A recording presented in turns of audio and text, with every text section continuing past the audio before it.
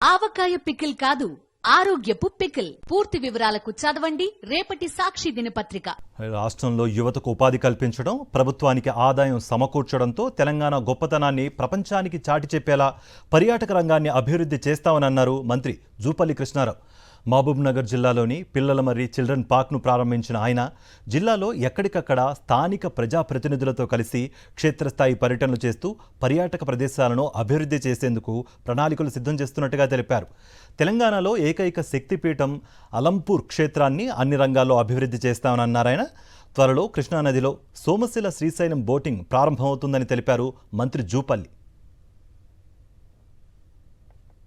Tourism promote చేయడం కోసం మొట్టమొదటిగా పాలమూరు జిల్లా నుంచే అంటే రేవంత్ రెడ్డి గారి నాయకత్వాన ఈ యొక్క ప్రభుత్వం ఒక ప్రజాస్వామ్య పద్ధతిలో రాష్ట్రాన్ని అన్ని రంగాల అభివృద్ధి చేసేదాని భాగంగా టూరిజాన్ని కూడా ప్రయాటిస్తా ఉన్నాం.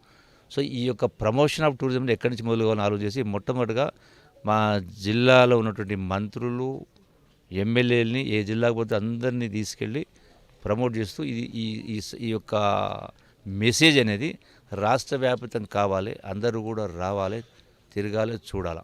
వారాన్ని కాకుండా కనీసం నెలకు ఒక రోజైనా ప్రతి వ్యక్తి ఈ యొక్క కొత్త ప్రాంతాలు చూడాలి, తరించాలి. ఒక ఆహ్లాదకరమైన వాతావరణం మనసుకు కూడా ఒక ఆనందం కలుగుతుంది. ఆలోచనలో కూడా కొంత మార్పులు వస్తాయి.